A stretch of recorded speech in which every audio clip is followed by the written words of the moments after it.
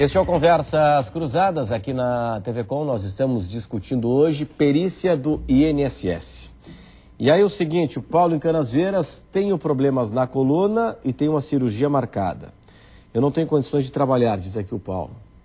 Fui à perícia médica por ordem médica e o perito não olhou para mim e disse que eu estava apto a trabalhar. Estou há 5 meses sem receber. O que eu faço? É para cortar perícias? É verdade? Ele deve procurar novamente o INSS e marcar um pedido de reconsideração pelo 135, ele será avaliado por outro médico. Se mesmo assim esse médico indeferir, ele deve entrar novamente com recurso para a Junta de Recursos da Previdência Social. Ali será analisado por novo médico e será analisado por uma comissão quadripartite formada por um representante do Estado, por um representante dos trabalhadores, por um representante do empresariado, por um representante dos aposentados. Mas isso é rápido? Não. Esse aí tem um trâmite. O que ele pode fazer também? Ele pode recorrer na via administrativa e ele pode recorrer na via judicial. Sim. Na via judicial, como é que funciona? Ele pode entrar sozinho no Juizado Especial Federal ou ele pode ir acompanhado de um advogado e o juiz vai, então, marcar uma perícia judicial. Justiça do Trabalho. Não. Justiça Federal. A Justiça Federal. Juizado Especial Federal. Ou comum se for acidente de trabalho. Se a causa for trabalho. Então, o que ele vai fazer? Ele vai ingressar com uma ação e vai ser marcada uma perícia judicial para analisar o estado clínico dele. Se for constatado, ele vai receber desde a data da cessação do benefício, né? Se é que ele chegou a receber, ou desde a data do afastamento para o trabalho. Respeitando aqueles 15 dias que eventualmente são pagos pelo empregador. E a carência, né, que ele tem que ter de pelo menos um ano. Nesse caso, ele diz que a discussão seria da doença em si, né? Então, se a discussão for com relação à doença, vai ser feita essa perícia com o médico vinculado ao juízo, então nem a parte, nem ao INSS, né? Nem ao autor, é um terceiro que vai intervir nesse caso, vai avaliar o quadro e vai verificar se ele acha ou não que esse segurado tem direito ao benefício. Qual é a via mais rápida, na esfera administrativa ou judicial? Normalmente é a via judicial. Via judicial. Até porque existem vários casos lá, por exemplo, no escritório a gente tem, de que na própria audiência, né, se faz a perícia, às vezes vinculada a uma audiência, e o procurador do INSS oferece acordo e concede o benefício, já se estabelece um prazo de duração quando a doença tem uma incapacidade provisória, ou já se concede a aposentadoria por invalidez já na primeira audiência. Tem casos que não, que daí vai depender de uma sentença judicial posterior que vai analisar o caso. Sempre cabe recurso para qualquer das partes, tanto para o INSS quanto para o autor. E vai lembrar quem atua muito nessa área para os hipossuficientes é a Defensoria Pública da União, né? Também. Defensores públicos, né? Da União, né? Mas eu considero bem importante que as pessoas, elas esgotem a via administrativa, não é? Tenta a via administrativa. Quanto tempo leva, em média, um recurso? Vai depender da nossa agenda. A gente tem lugares que a gente leva 15 dias, 20 dias, 25.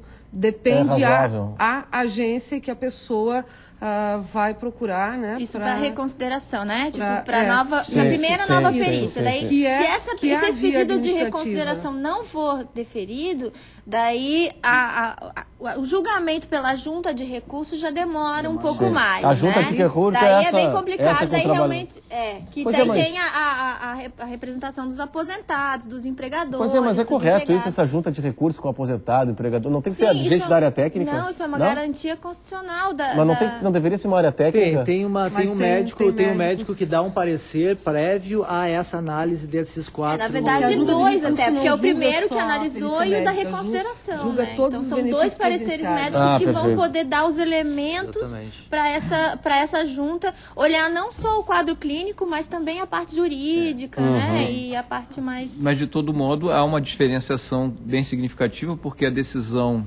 judicial ela é dada por um órgão judiciário com formação técnica jurídica, né? A junta, ela, apesar da composição da sociedade, não necessariamente os componentes são pessoas formadas em direito ou em medicina. Você pode ter lá um aposentado, um eletricitário, que vai definir uma questão relacionada à incapacidade. Então, quer dizer, na legislação que refere como que é constituída a junta de recursos, e todos os órgãos que ainda possam ser constituídos dessa forma, há um detalhe aí que é importante, que é a decisão por pessoas leigas ao direito e à medicina.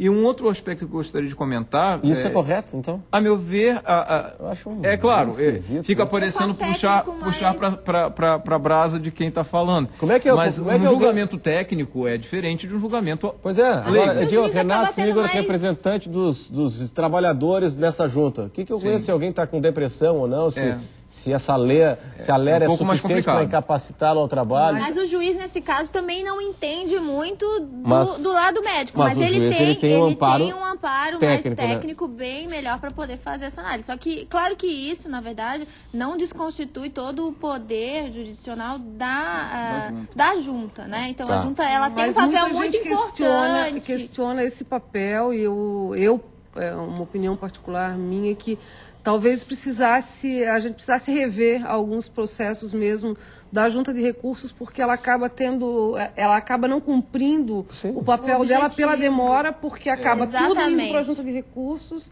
e se acumulando lá, porque a gente não tem uma equipe grande para poder fazer isso. Mas então, a junta ela se reúne todo dia ou... Sim, ela funciona diariamente.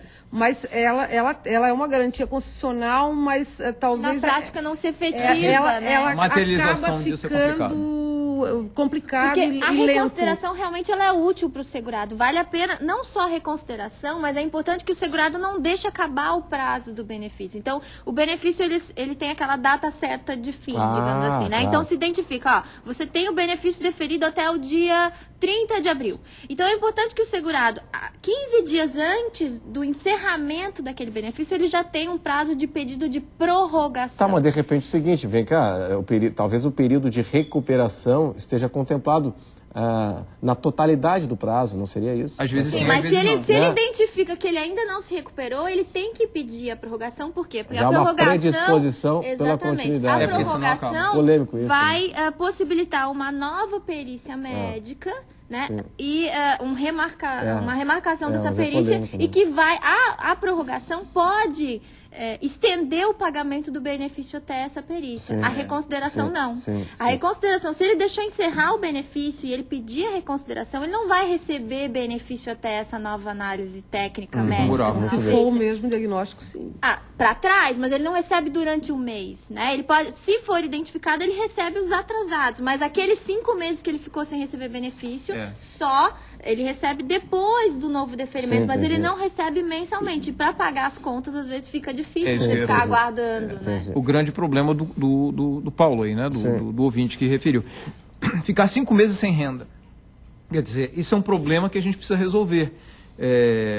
A alta programada, que é esse se ele tiver uma doença, se ele tiver uma doença, então, quer dizer, o que acontece? Muitas vezes, isso é um fenômeno bastante comum, né? Há um conflito entre o entendimento do médico da empresa na qual ele trabalha e o médico e a perícia do INSS, considerando aí o primeiro indeferimento, um eventual pedido de reconsideração e tal.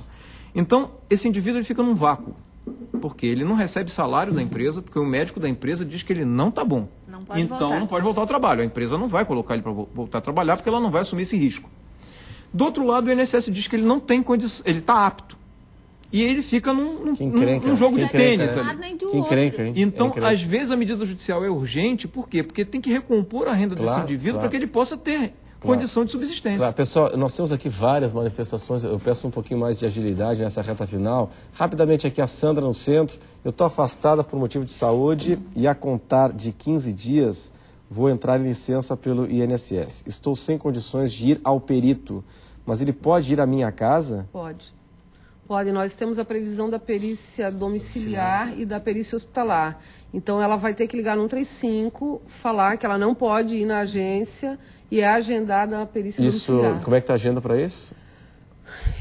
Ela é uma agenda que demora um pouco mais, porque nós precisamos tirar o profissional da agência. É uma operação, muito mais tempo, muito mais tempo. Então, ele deixa de fazer várias perícias. Então, nós temos que previamente isso significa uma espera de... Nós, aqui na região de Florianópolis, nós vamos levar em torno de 30 dias para conseguir agendar essa perícia. Pessoal, nós vamos para o intervalo. Daqui a pouco tem um monte de pergunta que está chegando por aqui. Até já.